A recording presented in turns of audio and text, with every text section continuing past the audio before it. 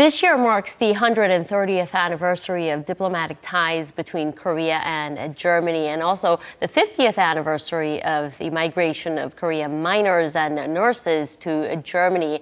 And last week, an international symposium was held in Seoul at the German Cultural Institute that invited participants to come and share their views on immigration and multicultural societies. And these invitees, they range from scholars who are studying foreign migration to photographers, film directors, and much more. People from various backgrounds came to talk about this. Everyone had experience with foreign migration and integrating into a multicultural society and actually had a lot to say. So we'll find out more in this next report. The Goethe-Institut, or German Cultural Institute, held an international symposium under the title From Silent Migration to a Multicultural Society. The place was crowded with Korean nurses and miners who migrated to Germany during the 60s and 70s. After retirement, many have returned to Korea.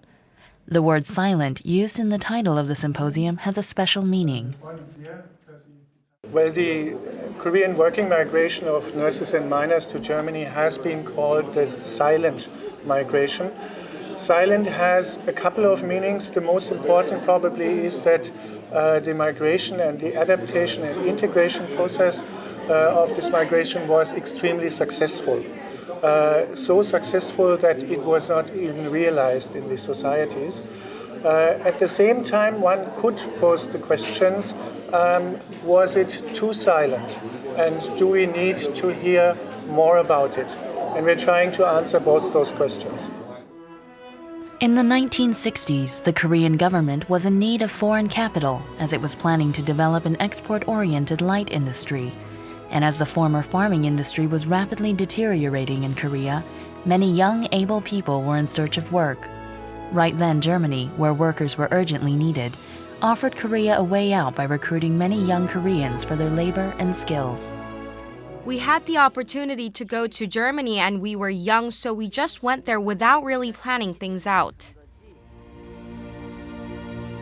Koreans successfully adapted to German society, and many say their children have achieved higher social statuses compared to other ethnic minority groups.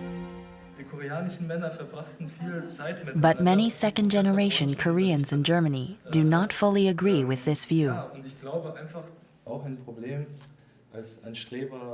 I believe that the German society looks at Koreanness as being the model minority in Germany because they are silent and invisible in society. It's important to be loud, to speak up. We are living in Germany and we have to demand our rights, our human rights as well. And we can't keep our mouths shut, be silent, be invisible. No, we gotta be visible, we gotta be loud. These second-generation Korean descendants speak the language perfectly, have earned higher educational degrees, and have German citizenship, but feel conflicted about their identity because of their appearance. The Goethe-Institut commissioned the documentary Double Heartbeat to show the internal cultural conflict of young second-generation Korean Germans. Are they German or are they Korean? I think it's very interesting to have the second generation as a portrait because we are the new generation who is also trying to make a statement about the older generation and also trying to find our own place in the German society. As many are immigrating to Korea, this international symposium provided the opportunity to discuss what social transformations and change in attitude is needed for continued integration and coexistence.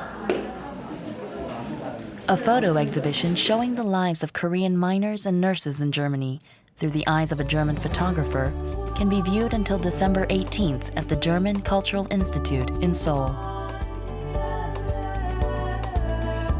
As one of the participants mentioned today, the Korean community in Germany is considered a textbook example of a successful integration. But to hear that the second generation Korean Germans are suffering from a bit of self-identity crisis and just questions, and they're addressing it and they're speaking up.